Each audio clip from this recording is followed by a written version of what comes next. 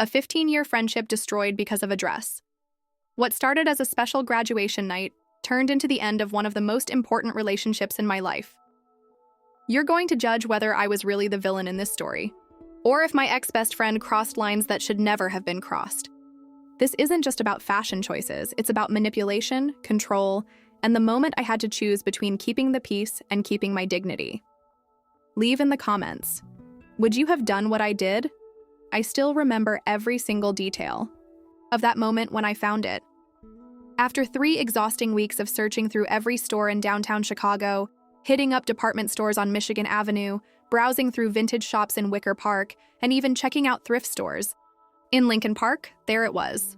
Hanging in the window of a small boutique called Silk and Satin on North State Street, almost glowing under the afternoon sunlight that streamed through the glass. It was an emerald green silk dress, and I'm not exaggerating when I say it seemed to have been made specifically for me. The fabric had this subtle shimmer that caught the light beautifully. The cut was absolutely perfect for my figure, fitted at the waist but flowing elegantly to just below my knees. The neckline was sophisticated, not too revealing but definitely striking. The sleeves were 3/4 length, which I loved because they made my arms look graceful. And that color. Oh my god, that color. It brought out the green flecks in my hazel eyes that I'd never even noticed before and made my dark brown hair look rich and lustrous. Sarah and I had been planning this graduation night since we were freshmen at Northwestern University. We'd made a pact during our very first week of college, sitting in our tiny dorm room, eating ramen noodles and dreaming about the future. We promised each other that graduation would be our moment to shine, our celebration of everything we'd accomplished together. We'd both worked incredibly hard, maintaining GPAs above 3.7 while juggling part-time jobs, internships, and extracurricular activities. Sarah worked at the campus bookstore while I waited tables at a restaurant near campus 3 nights a week. Was practically bouncing with excitement when I called her that evening from my apartment. Sarah, you absolutely won't believe what I found today. The most incredible, stunning, perfect dress for graduation. I can't wait for you to see it. I literally tried it on and almost cried because it fit so perfectly. The saleswoman said I looked like a movie star. Her response should have been my first major warning sign, but I was too caught up in my excitement to really process it. There was this long, uncomfortable pause that stretched on for what felt like forever. Then came this forced, hollow-sounding, "Oh, that's great, Emma. I'm sure you'll look beautiful." But something in her tone felt completely off. Cold, distant. Almost like she was reading from a script rather than talking to her best friend who had just found her dream dress. When I tried to elaborate, describing the color and style with enthusiasm, she cut me off quickly. "I'm actually kind of busy. Right now, can we talk about this later?" That was strange because Sarah usually loved hearing about shopping finds, and she'd never cut me off like that before, especially about something as important as our graduation outfits. Over the next few days, Sarah's behavior became increasingly strange and obsessive. She kept asking these detailed, probing questions about my dress, what exact shade of green it was, what style it was cut in, which specific store I'd bought it from, how much it had cost, what the fabric felt like, whether it was a designer piece or not. At first, I thought she was just being a good friend, maybe even looking for inspiration for her own graduation outfit. I happily answered all her questions, even offering to take her to the boutique so she could see if they had anything similar in a different color. But then came the comments. Little jabs disguised as friendly concern that started to chip away at my confidence bit by bit. "Are you absolutely sure emerald green is really your color, Emma? I mean, it's pretty bold and attention-grabbing. Maybe something more neutral would be safer? Or don't you think that particular style might be a bit too flashy for a graduation ceremony? I've been researching appropriate graduation attire online, and most sources recommend more conservative choices." Each comment felt like a tiny needle pricking at my excitement and self-confidence. I started second-guessing myself, standing in front of my bedroom mirror, holding the dress up against my body and wondering if Sarah was right. Maybe it was too much. Maybe I was being too bold, too attention-seeking. Maybe I should choose something more understated and appropriate. The breaking point came when we went shopping together the following Saturday for accessories and shoes to complete our graduation looks. I was excited to put together the perfect ensemble to complement my dress, but Sarah kept steering me toward the most conservative, boring options possible. Beige cardigans that would completely cover up the beautiful neckline of my dress, nude flats that would make the outfit look frumpy and matronly, delicate pearl jewelry when I'd been thinking about something with a bit more personality and sparkle. Every time I picked up something that excited me, a beautiful silver bracelet with green stones that would complement the dress perfectly, or elegant black heels that would elongate my legs. Sarah would wrinkle her nose and shake her head disapprovingly. Emma, don't you think that's a bit much? You don't want to look like you're trying too hard. Simple and elegant is always better than flashy and overdone. When I finally pushed back and resisted her suggestions, she sighed dramatically and said with this condescending tone, "I'm just trying to help you not embarrass yourself, Emma. As your best friend, it's my job to be honest with you when you're about to make a mistake. I care about you too much to let you go out there looking inappropriate. So, what do you think so far? Am I overreacting to my friend's comments, or can you already see the red flags waving? Let me know in the comments what you would have done in my situation. Would you have started questioning your choice, or would you have stood your ground from the beginning?" I want to thank all of you who are still watching and engaging with this story. Seriously, your support and comments mean absolutely everything to me. And trust me, the most shocking and unbelievable part of this story is still coming. You're not going to believe how far this situation escalated. The pressure and manipulation, really intensified during the 2 weeks leading up to graduation. Sarah started showing up at my apartment unannounced, sometimes multiple times a week, always with new suggestions about better dress options that would be more suitable for the occasion. She'd bring stacks of fashion magazines with pictures, circled in red pen of what she called appropriate graduation attire, basically the most boring, forgettable, blend into the background outfits you could possibly imagine. "Look at this one, Emma," she'd say, pointing enthusiastically to a plain navy blue dress that looked like something my grandmother would wear to church on Sunday. "This is so much more elegant and suitable for such an important academic milestone. It shows respect for the institution and the ceremony. Your green dress sends the wrong message entirely." When I reminded her that I'd already purchased my dress, spent my hard-earned money on it, and genuinely loved how it looked on me, her face would fall into this expression of disappointment and frustration, like I was being deliberately stubborn and unreasonable. She started bringing back up, showing up with printed articles about graduation etiquette and appropriate academic ceremony attire that she'd clearly spent hours researching online. She'd read passages aloud like she was delivering a lecture. According to Emily Post's Guide to Formal Occasions, graduation ceremonies call for conservative, respectful attire that doesn't draw attention away from the academic achievement being celebrated. The manipulation escalated when she started bringing other people into our private disagreement.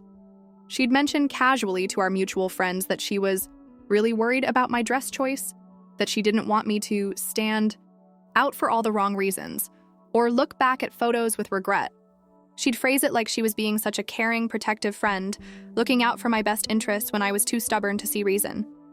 Soon I was getting texts and calls from friends asking questions like, "Is it true you're planning to wear something really flashy to graduation?" Or, "Sarah mentioned you might need help choosing something more appropriate. Want to go shopping together?" The most hurtful was when my roommate Jessica pulled me aside and said, "Emma, I don't want to get involved, but Sarah asked me to talk to you about maybe reconsidering your outfit choice. She's really concerned about you." I felt like I was losing my mind.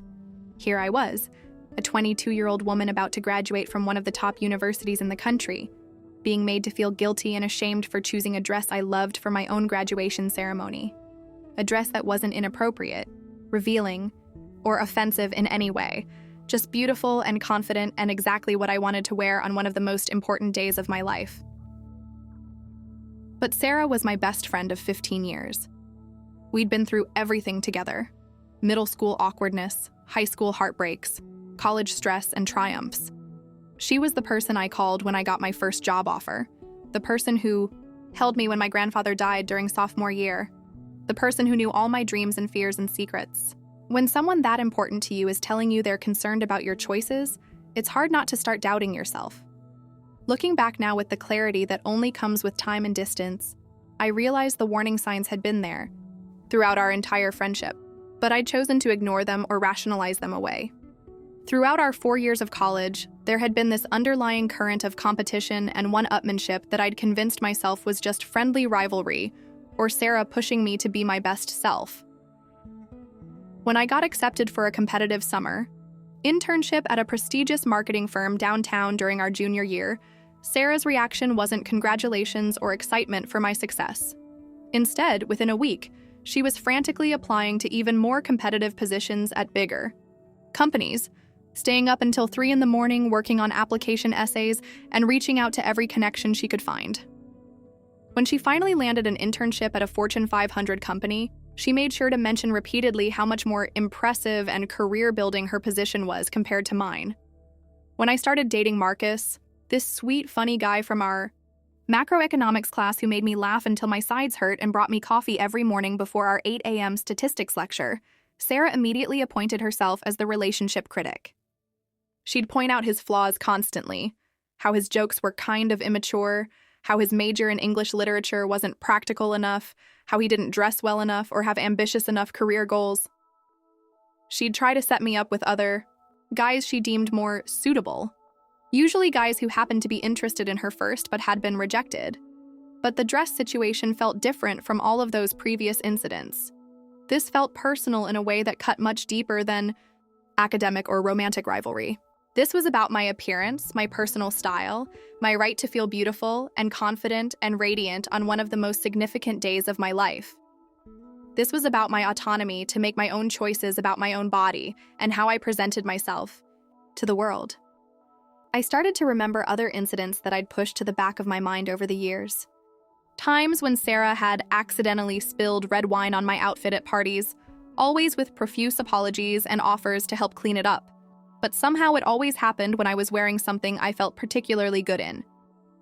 Or when she'd give me makeover advice that somehow always resulted in me looking more subdued, less noticeable, more forgettable. She'd convince me to wear my hair pulled back severely when it looked much better down and flowing. She'd talk me into wearing muted colors when bright ones made my skin glow. How had I been so blind to this pattern of behavior for so many years?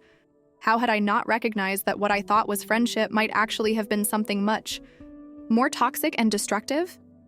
3 days before graduation, on a rainy Thursday evening that I'll never forget, Sarah showed up at my apartment carrying a large shopping bag and wearing an expression of grim determination. She announced that she had found what she called the perfect solution to our ongoing disagreement about my graduation outfit. "Emma, I've been thinking about this situation nonstop, and I realized that instead of arguing about it, I should just take action to help you," she said, setting the bag down on my coffee table with a sense of ceremony. "I care about you too, much to let you make this mistake and regret it for the rest of your life." She pulled out a dress that made my heart sink to my stomach. It was a beige, shapeless, utterly forgettable piece of fabric that looked like it had been designed specifically to make the wearer invisible. The color was the most unflattering shade imaginable, not a warm, rich beige that might have been sophisticated, but a sickly, washed-out color that would make anyone look pale and tired. The cut was boxy and unflattering, with no waist definition, and a hemline that hit at the most awkward possible length. "This dress will make you look so sophisticated and appropriate," she said, holding up the hideous garment against her body as if modeling it. "It's exactly the kind of thing that successful professional women wear to important ceremonies. It shows that you're serious and mature and ready to enter the business world, not like you're trying too hard to get attention or show off." I stared at the dress in complete horror. It was everything I hated. Boring, conservative, designed to help me blend into the background instead of celebrating one of my greatest achievements. "Sarah, I appreciate the thought, but I'm not wearing that dress. I already have a dress that I love, that I've been planning to wear for months, that makes me feel confident and beautiful." Her face hardened, and for a moment I saw something in her expression that genuinely frightened me. "Emma, you're not thinking clearly about this situation. That green dress is going to make you look cheap and attention-seeking. People are going to whisper about you. You're going to look back at your graduation photos and cringe with embarrassment." When I firmly told her absolutely not, that I was wearing the dress I'd chosen and that was final, her mask of fake concern finally slipped completely. The pretense of caring friendship fell away, and what I saw underneath was something cold and calculating and cruel. "Fine," she said, her voice turning to ice. "But don't expect me to stand next to you in pictures looking like a fool because my best friend decided to dress like she's going to a nightclub instead of a graduation ceremony. Don't expect me to be associated with that kind of poor judgment." Then came the ultimatum that changed everything between us forever. "If you wear that green dress to graduation, Emma, don't expect our friendship to survive it. I'm completely serious about this. You need to choose right now, the dress or me, your vanity and stubbornness, or 15 years of friendship." I stared at her in complete shock and disbelief. Was she really asking me to choose between a piece of clothing and our decade-and-a-half friendship? This was the girl who had been my maid of honor at my sister's wedding, who had held my hair back when I was sick with food poisoning during sophomore year, who knew all my deepest secrets and biggest dreams and most embarrassing moments. The person I'd trusted with everything, who I'd thought would support me no matter what. "Sarah, this is completely insane. It's just a dress. It's a beautiful, appropriate dress that makes me feel good about myself." But even as I said the words, I knew this wasn't really about the dress anymore. This was about power and control and who got to make decisions about my life and my body and my choices. Word of our dramatic confrontation spread through our social circle faster than I could have imagined possible. I made the mistake of confiding in my roommate Jessica about what had happened, needing someone to help me process the shock and hurt of Sarah's ultimatum. Jessica then told her boyfriend Ryan, who mentioned it to his fraternity brothers, and within 48 hours it seemed like everyone on campus knew about what people were calling the dress drama. The reactions from our friends and family were split completely down the middle, creating two distinct camps with very different perspectives on the situation. Some people thought I was being unnecessarily stubborn and difficult, that I should just swallow my pride and wear a different dress to preserve such an important friendship. My mother's response was particularly disappointing when I called her crying and confused, looking for support and guidance. "Oh, honey, it's really not worth losing a friendship over something so trivial," she said in that dismissive tone she used when she thought I was being dramatic. "Just buy something else. There will be plenty of other occasions to wear the green dress. Sarah has been such a good friend to you over the years. Don't throw that away over something so silly." My older sister Rachel, however, was absolutely furious when I told her what had happened. "Are you kidding me right now? She's trying to control what you wear to your own graduation ceremony? That's not friendship, Emma. That's manipulation. And emotional abuse. A real friend would want you to feel confident and beautiful on such an important day." My dad, who was typically a man of very few words, especially when it came to what he called girl drama, surprised me with his directness and clarity. "Wear whatever makes you happy, sweetheart. Life's too short to let other people dictate how you present yourself to the world.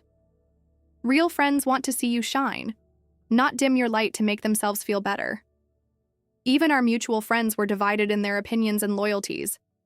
Some of them started to see Sarah's behavior as problematic and controlling once they heard the full story. Marcus, who had witnessed some of Sarah's more subtle put-downs and manipulative comments over the years we'd been dating, told me he'd always suspected she was jealous of me. "She's your friend, but she doesn't actually want you to outshine her," he explained one evening as we walked around campus. "I've watched her for 3 years now, and she always finds ways to undermine your confidence when you're feeling good about yourself. That's not what real friendship looks like." My friend Katie from my journalism class was even more blunt in her assessment. "Sarah has always been competitive with you, Emma, but this crosses a line into psychological manipulation. She's using your friendship as leverage to control your behavior, and that's toxic as hell." But others in our social circle thought I was being selfish and dramatic, choosing vanity over friendship. "It's just a dress," became the common refrain from this camp. Why are you willing to destroy such an important relationship over something so superficial? After days of agonizing internal debate, sleepless nights, and countless conversations with friends and family, I made my decision. Standing in front of my full-length mirror that Saturday morning, looking at my reflection in the emerald green dress that had started this entire catastrophe, I knew what I had to do. I was going to wear the dress I loved. It wasn't just about the dress anymore. It was about refusing to let anyone, even my best friend, dictate how I presented myself to the world on one of the most important days of my life. It was about maintaining my autonomy and self-respect in the face of manipulation and emotional blackmail. It was about choosing to celebrate my achievements in a way that felt authentic and true to who I was. The morning of graduation was absolutely beautiful. One of those perfect May days in Chicago when the sun is shining. There's a gentle breeze off Lake Michigan, and everything feels full of possibility and new beginnings. I took extra care getting ready, doing my hair in loose waves that cascaded over one shoulder, applying my makeup with precision to enhance my natural features without overdoing it. When I put on the dress, I felt like the best version of myself. The emerald green silk flowed perfectly as I moved. The color made my skin glow, and I looked sophisticated and confident and ready to take on the world. My parents gasped when they saw me, and my dad actually teared up a little bit. "You look absolutely stunning, sweetheart," my mom said, and I could tell she meant it. The graduation ceremony itself was everything I had dreamed it would be. Walking across that stage to receive my diploma, hearing my name called out, seeing my family cheering from the audience, it was a moment of pure triumph and joy. Other graduates complimented my dress throughout the day, professors smiled warmly when they congratulated me, and my family took what felt like hundreds of photos. But Sarah's absence cast a shadow over the entire celebration that I couldn't completely shake. She had followed through on her threat. She skipped our traditional pre-ceremony breakfast at the campus cafe, where we'd eaten together every Sunday for 4 years. She didn't sit with our usual group during the ceremony, instead positioning herself across the auditorium where I could barely see her. When I tried to approach her afterward for photos, hoping maybe we could put this behind us and celebrate together, she literally turned her back on me and walked away without saying a word. The most heartbreaking moment came during the reception, that evening. I was standing with my family, laughing and celebrating and feeling genuinely happy despite everything that had happened, when I caught sight of Sarah across the crowded room. She was wearing a beautiful navy blue dress that complemented her perfectly, surrounded by friends, looking absolutely lovely and sophisticated. For just a moment, our eyes met across the room, and I saw something that looked like regret or sadness flash across her face. But then she looked away quickly, turned back to her conversation, and I knew with devastating certainty that our friendship was truly over. The aftermath of graduation and our public falling out was messier and more painful than I could have ever imagined. Our tight-knit friend group, which had been like a second family for all 4 years of college, completely fractured and fell apart. People felt pressured to choose sides in our conflict, and longtime friendships crumbled under the weight of the tension and drama. Sarah launched what I can only describe as a calculated smear campaign against me in the weeks following graduation. She told anyone who would listen her carefully crafted version of events, that I had chosen a dress over 15 years of friendship, that I was selfish and vain and cared more about attention and compliments than about the people who loved me.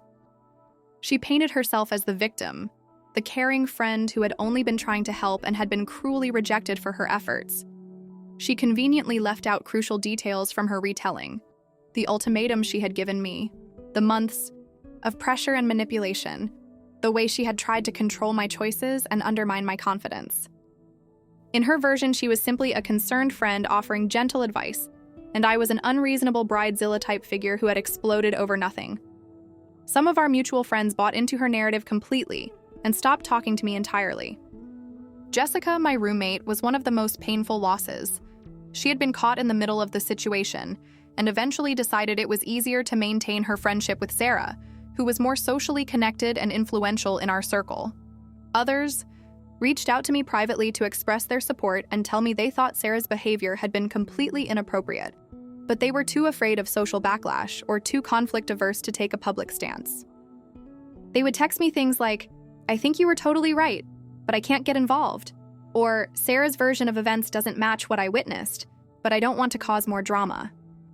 The whole situation revealed uncomfortable truths about who my real friends were and who had just been along for the social benefits of being part of our group. It was devastating to realize how many people I had considered close friends were actually just fair-weather acquaintances who would abandon me the moment things got complicated. I lost not just my best friend, but also my place in a social circle. That had been my primary source of community and belonging for years. Graduation, which should have been a celebration of new beginnings and future possibilities, instead felt like the end of everything familiar and comfortable in my life. About 3 months after graduation, just as I was starting to build a new life for myself in my first real job at a marketing agency downtown, Sarah sent me a text message that made my heart race with a mixture of hope and anxiety. It wasn't an apology or acknowledgement of what had happened between us, just a casual, "Hey Emma, how are you doing? Hope the new job is going well." As if nothing had ever happened, as if our friendship had just naturally faded rather than exploding in dramatic fashion. I stared at that message for hours, debating whether to respond and what to say if I did. Part of me wanted to ignore it, completely, to protect the progress I'd made in moving on and building new relationships. But another part of me, the part that still missed our inside jokes and shared memories, and the comfort of having someone who knew me so well, wanted desperately to believe that maybe we could work things out. I responded politely but cautiously, and for a brief moment, it felt like maybe there was hope for some kind of reconciliation. We exchanged a few messages about our new jobs, our families, our post-graduation adjustments to adult life. The conversation felt almost normal, like slipping into a comfortable old routine. We decided to meet for coffee at a neutral location, a Starbucks downtown that neither of us had any particular attachment to or memories associated with. For the first hour of our conversation, it genuinely felt like old times. We caught up on our new jobs, laughed about funny stories from our first months in the real world, discussed our families and mutual friends and plans for the future. But when I finally gathered the courage to bring up what had happened between us, hoping we could address the elephant in the room and maybe find a way to move forward, Sarah's defenses went up immediately. Her entire demeanor changed. Her posture stiffened, and that familiar cold look came back into her eyes. "I was just trying to be a good friend," she insisted, her voice taking on that same condescending tone I remembered from our fights. "You were about to make a huge mistake that would have embarrassed you for years to come, and I was trying to save you from that humiliation. I was looking out for your best interests when you were too stubborn to see reason." She still couldn't see how her behavior had been controlling and manipulative. In her mind, she was still the victim in our story, the caring, protective friend who had been unfairly rejected and punished for trying to help. She showed no understanding of how her ultimatum had been emotionally abusive, how her months of pressure and criticism had damaged my self-confidence, how her attempts to control my choices had violated the basic principles of friendship and respect.